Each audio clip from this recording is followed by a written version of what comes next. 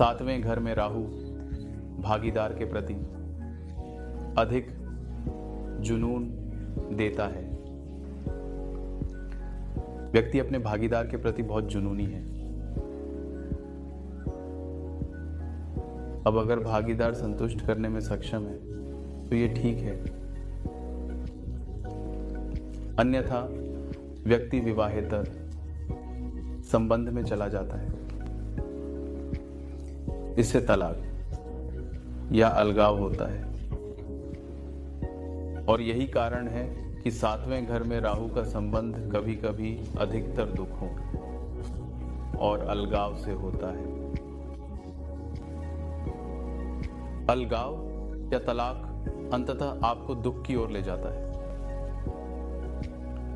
इसलिए सातवें घर में राहु बिंदु विवाह में समस्याएं हैं। सातवें घर में राहु के बारे में दूसरा बिंदु यह है कि ध्यान हमेशा दूसरों पर होता है, इसलिए व्यक्ति बहिर्मुखी है और अंतर्मुखी नहीं है। और इस स्वभाव के कारण, बहिर्मुखी होने के कारण, हमेशा दूसरों के बारे में जानने में रुचि रखने के कारण भीतर का ध्यान अब अस्तित्व में नहीं है। इसलिए एक बहुत साधारण स्तर पर, एक बहुत साधारण चार्ट में व्यक्ति बहिर्मुखी नहीं है। वह एक गपशप करने वाला है, उसे बस दूसरों के बारे में गपशप करना पसंद है। राहु भी एक बड़ा धोखेबाज है और जब राहु सातवें घर में होता है तो व्यक्ति अक्सर ऐसा महसूस करता है जैसे रिश्ते में धोखा मिल रहा है।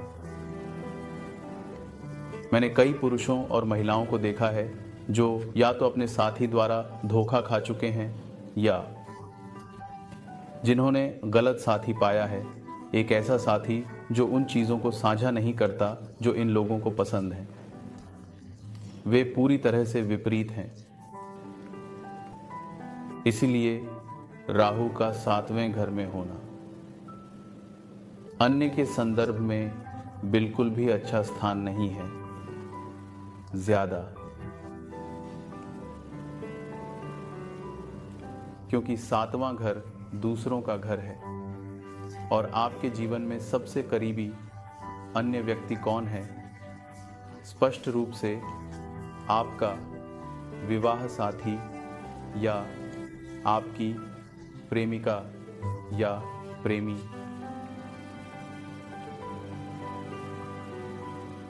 और राहु इच्छा, केतु निराशा है। बस कल मैंने लिंक्डइन पर एक पोस्ट साझा की। ये भगवान रामायण महर्षि के बारे में था। भगवान रामायण महर्षि कहते हैं कि माया इच्छा है और भगवान इच्छा रहितता की स्थिति है। तो आप देखिए, राहु ये माया है जो नई इच्छाओं को जन्म देती रहती है। और जब राहु सप्तम भाव में होता है तो पूरा ध्यान, पूरी इच्छा यौन संबंधों, रिश्तों और विवाह के मामलों पर आधारित होती है। राहु के प्रभाव से व्यक्ति के जीवन में गहरे परिवर्तन आते हैं और यह स्थिति जीवन के विभिन्न पहलुओं को प्रभावित करती है। लेकिन हमेशा एक बचाव बिंदु होता है और बचाव बिंदु उस नक्षत्र पर आधारित है जिसमें राहु स्थित है। और क्या राहु आपके लग्न चार्ट के लिए सकारात्मक है? यदि आपका लग्न वास्तव में बुध या शुक्र का है तो राहु आपके लिए सकारात्मक हो जाता है। तो उस स्थिति में अब यह सप्तम भाव का राहु आपको रिश्ते और अपने साथी के साथ, जैसे कि विवाह में हो या विवाह के बाहर, बहुत सारे सुख और संतोष देगा, अधिक सुख देगा। लेकिन यदि आपका लग्न धर्म से संबंधित है तो धर्म क्या है? कौन सा लग्न धर्म त्रिकोण से संबंधित है? वह सिंह, मेष और धनु है।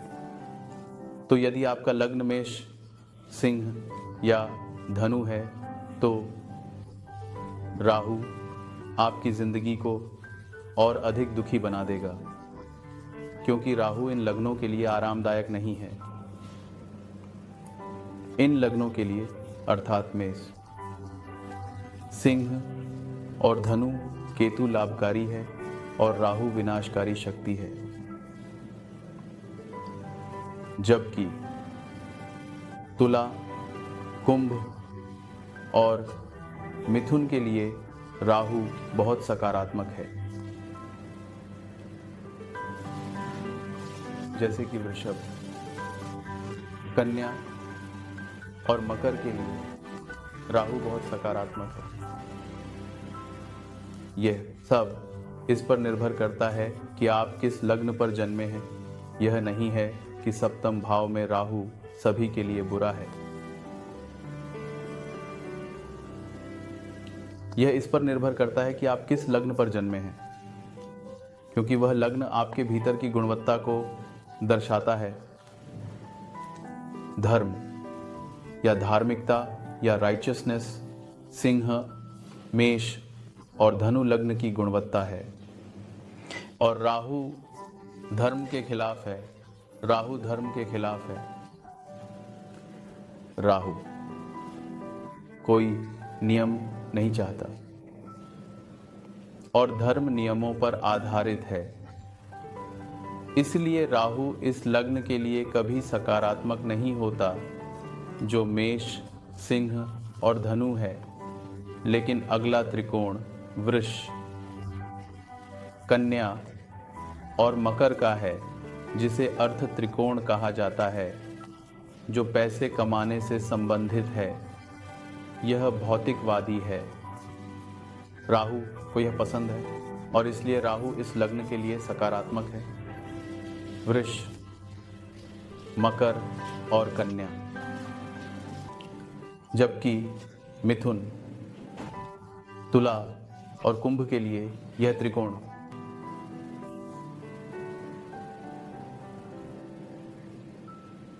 यह बौद्धिकता से अत्यधिक संबंधित है।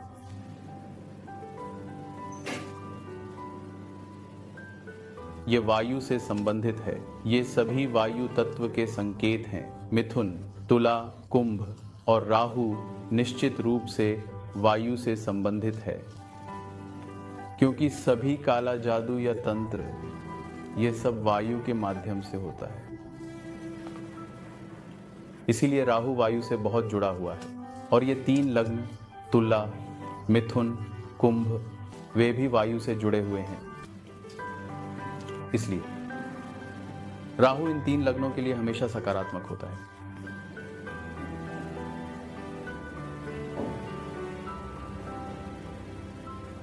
और फिर आता है मोक्ष त्रिकोण, आध्यात्मिक त्रिकोण, जो है कर्क, वृश्चिक और मीन।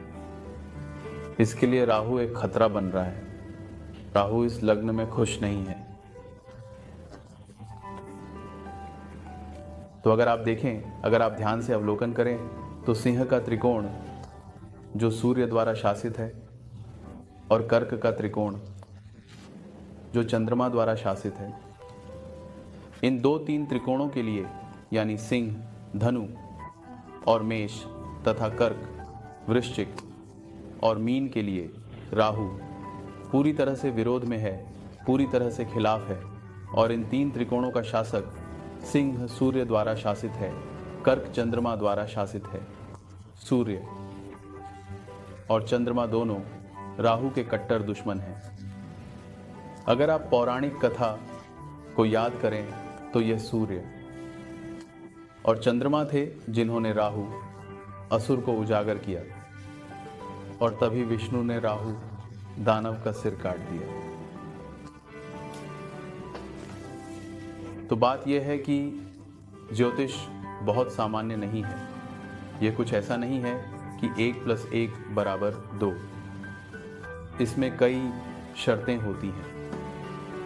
तो 7वें घर में राहु केवल 6 लग्न राशियों के लिए बुरा है, जिसे मैंने अभी समझाया। वह है सिंह, धनु, मेष, कर्क, वृश्चिक और मीन। इन 6 लग्नों के अलावा अन्य 6 लग्नों के लिए 7वें घर में राहु बुरा नहीं है। लेकिन अब हम सबसे महत्वपूर्ण बिंदु, अंतिम बिंदु पर आएंगे, और वह है नक्षत्र जिसमें राहु स्थित है और नक्षत्र का स्वामी। तो यदि राहु 7वें घर में भरणी नक्षत्र में स्थित है और शुक्र 8वें घर में है, तो वह राहु निश्चित रूप से परेशानी पैदा करेगा। इससे कोई फर्क नहीं पड़ता कि यह कौन सा लग्न है, यह निश्चित रूप से कुछ परेशानी देगा। यदि लग्न इन 6 लग्नों में से है जिनके बारे में मैंने अभी चर्चा की, तो परेशानी अधिक होगी। लेकिन यदि लग्न बुध या शुक्र का है तो परेशानी कम होगी। लेकिन परेशानी होगी क्योंकि नक्षत्र का स्वामी इस मामले में, इस उदाहरण में 8वें घर में है। इसी तरह यदि राहु 7वें घर में भरणी नक्षत्र में है और शुक्र 12वें घर में है, तो यह निश्चित रूप से रिश्तों और यौन संबंधों में समस्याएं देता है। इसी तरह यदि राहु 7वें घर में भरणी नक्षत्र में है और शुक्र 6ठे घर में है, तो निश्चित रूप से तलाक या अलगाव संभव है। इस राहु के 7वें घर के विषय में ऐसी कई बातें हैं। मैंने आपके साथ बस कुछ ही साझा किए हैं। शायद जैसे जैसे यह श्रृंखला आगे बढ़ेगी, मैं और साझा करूंगा, और मैं आप में से प्रत्येक का आपके सभी टिप्पणियों के लिए धन्यवाद करना चाहता हूं। और मैं केवल वही बात फिर से कहूंगा जो मैं अपने सभी पॉडकास्ट में कहता रहा हूं कि हर दिन ध्यान करना याद रखें, क्योंकि ज्योतिष इस महासागर का केवल एक छोटा सा हिस्सा है, जो कि आध्यात्मिकता है। तो आध्यात्मिकता यह महत्वपूर्ण है। यदि आप आध्यात्मिक हैं, यदि आप ध्यान कर रहे हैं, तभी आप ज्योतिष की सच्ची सार्थकता को समझ पाएंगे। मैं और साझा करूंगा जिस तरह से मैं पिछले कुछ वर्षों से साझा कर रहा हूं, तो जुड़े रहें और यात्रा शुरू होने दें। धन्यवाद और आशीर्वादित रहें। जय श्री गणेश, जय गुरु।